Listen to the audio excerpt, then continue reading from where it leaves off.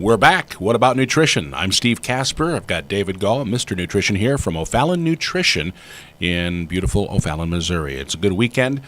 Dave, we're talking about hypoglycemia, and we're ready for part 2, folks. Oh, yes. Well, that's right.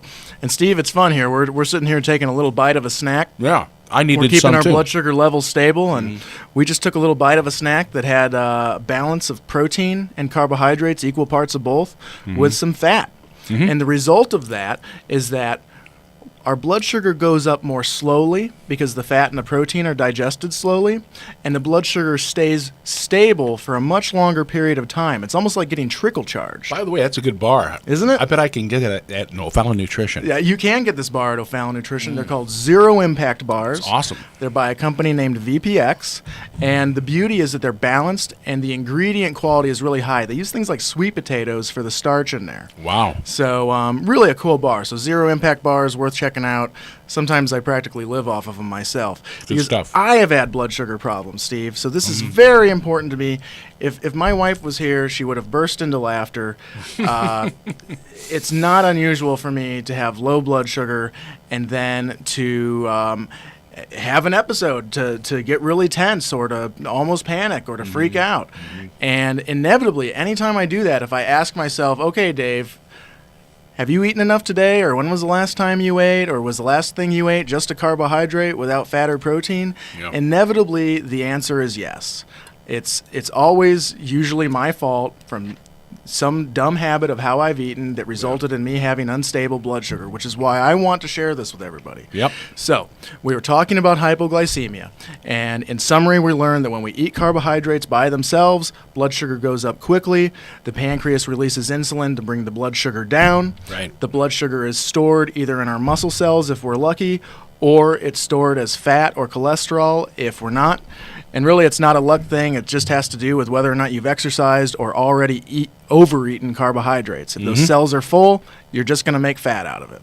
So then the blood sugar comes down as a result of the insulin, and we just learned that when the blood sugar comes down too low, our adrenal glands kick in, and they have to release adrenaline to bring the blood sugar up, but that comes with an adrenaline surge, and adrenaline is adrenaline, so people tend to do adrenalized kinds of things on it. So let's talk about what happens when we do this to ourselves over time.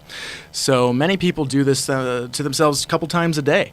They start off their morning with a high carbohydrate breakfast. We mentioned, cereal, dry cereal in particular can be the worst, or something like a low-fat granola bar. Something like a Nutri-Grain bar would be a great way to spike your blood sugar and get very little good fat or protein along with it. So when we do this to ourselves every day, as you can imagine, it stresses the adrenal glands out.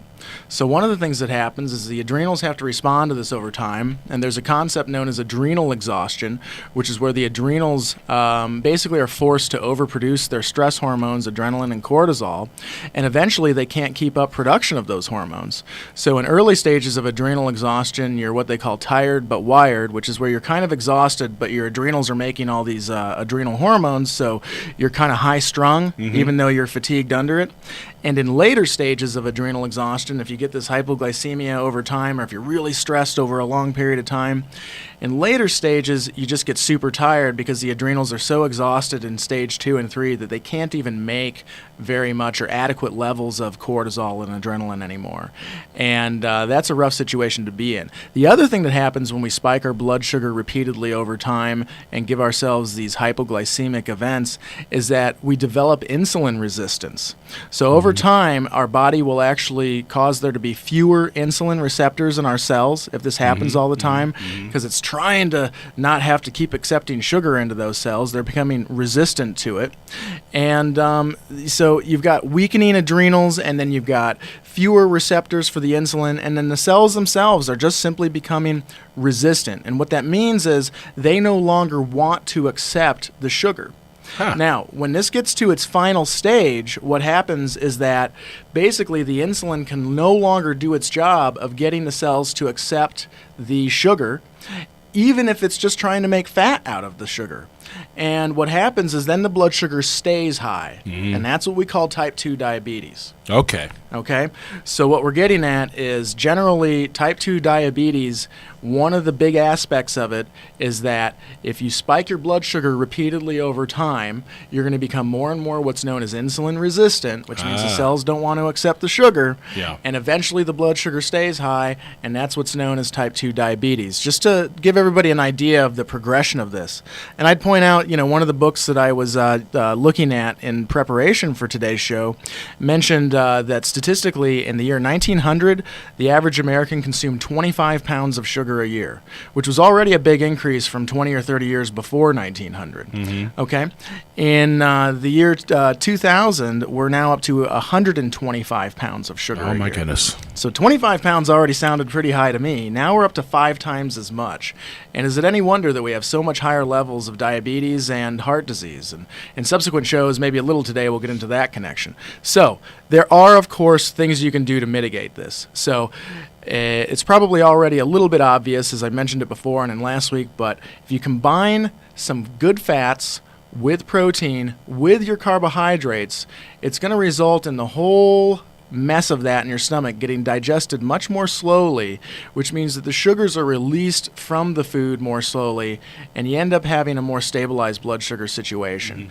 Plus, protein stimulates a hormone called glucagon, which we've talked about briefly in other shows, and glucagon stimulates fat burning as well as the release of carbohydrate from the liver. So what we really want, and this sounds all complicated, but it isn't, is we want balanced insulin and glucagon levels. Insulin is anabolic, it stores fat. Glucagon helps us to burn fat and release sugar from the liver. So obviously a balance of those is good. So protein stimulates glucagon. So it doesn't take a rocket scientist to figure out that balancing your carbohydrate and protein levels in meals is going to be really helpful to providing hormonal balance to the body, particularly with insulin and glucagon.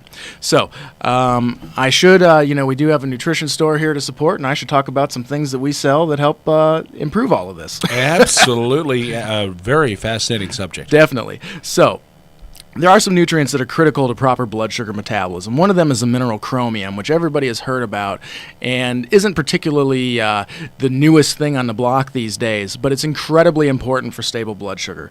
In fact, according to some studies, over 90% of the American population has been shown to be deficient in chromium in some studies.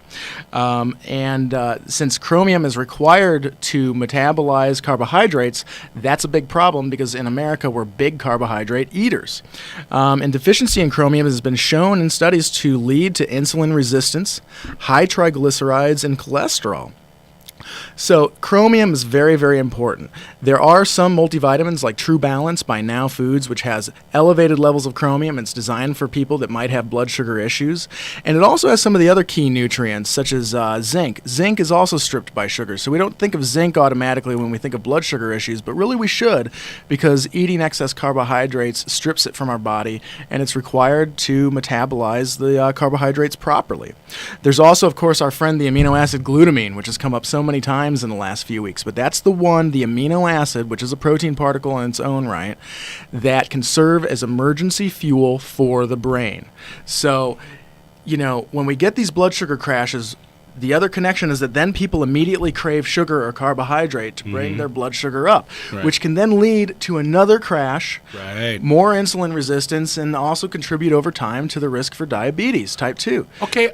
Yes? I got a quick question. I mean, I've noticed throughout my life that the more you eat, the more hungry you become. Yeah. Almost. Is this in that cycle? I mean, if you eat a lot, let's say you cut back at eating, and then all of a sudden you binge on a weekend. When your blood sugar drops, you get hungry. Yeah. So you're binge. Way hungry the next day, and you go, did my stomach shrink, or did my stomach get big again? Exactly. And if you overeat carbohydrates over time, you'll overproduce insulin. And as soon as you start dieting, but you've been overproducing insulin, you will feel ravenous.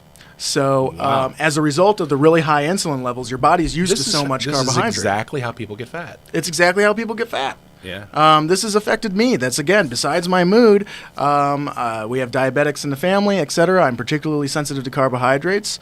I carry some fat around my waist. And that's Not much, usually by a the way, sign. people. Not Not much. too much, No, but that's usually a sign of some insulin issues. So it tells me I've got to be careful about it. Yeah. That's what I mean. If you carry fat around your waist, that's a surefire sign that insulin levels have been elevated and that you've got to start thinking about stabilizing your blood sugar. So glutamine can come in there and pinch hit when you're having those low blood sugar cravings. Glutamine is something that can come in, feed your brain in the absence of blood sugar, and help eliminate that craving and maybe help you avoid eating that sugary treat that's only going to spike your blood sugar again. And they can pick glutamine up at O'Fallon Nutrition. That's right. And there does little tablets or something like that? Yeah, they're just little capsules, so they're easy to swallow. I actually took a couple myself before Pop I came a out few for the show. between meals, keep your blood sugar even. Right. Yeah. Julia Ross in A Diet Cure goes all into that, describing how to use it properly, but our staff at O'Fallon Nutrition is really knowledgeable on the subject, and glutamine is not expensive. It starts under $10, and it's even an amino acid that feeds muscle tissue as well as the immune system, so it has side benefits as well. So chromium, glutamine, another critical one, the B vitamin biotin. Biotin is almost as important as chromium for proper blood sugar metabolism. And again, vitamins like True Balance are high in biotin, but we do sell it by itself at O'Fallon Nutrition as well. And then biotin's important for hair, skin, and nails. So again, it's another one that can have some sort of fun side benefits. Now, everybody's heard about cinnamon, of course. Cinnamon is for real. Tons of clinical research on that, improves insulin resistance, etc. We have great products. Cinnamon Force by New Chapter, one of the best cinnamons on the market. It's super critically extracted so that it has all the components of the herb. Most herb companies use extraction processes that leave some things out. So cinnamon is definitely also worth looking into. And of course, we have cool combination formulas like glucose metabolic support by Now at our store, GlucoFit, which uses a supplement called Banaba. So the point is there are tons of nutrients that can help.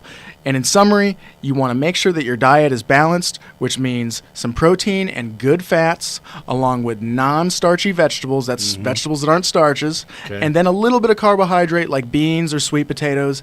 And then supplements can be enormously beneficial. Deficiency in many of these nutrients contributes directly to imbalances in blood sugar. Very cool. And don't forget to email us, by the way, whataboutnutrition@gmail.com. I forgot to mention it last week. Yeah, we haven't mentioned that enough. Whataboutnutrition@gmail.com. That's right. Whataboutnutrition@gmail.com. And your website is o'fallonnutrition.com. Exactly. And tell people how to get to your store.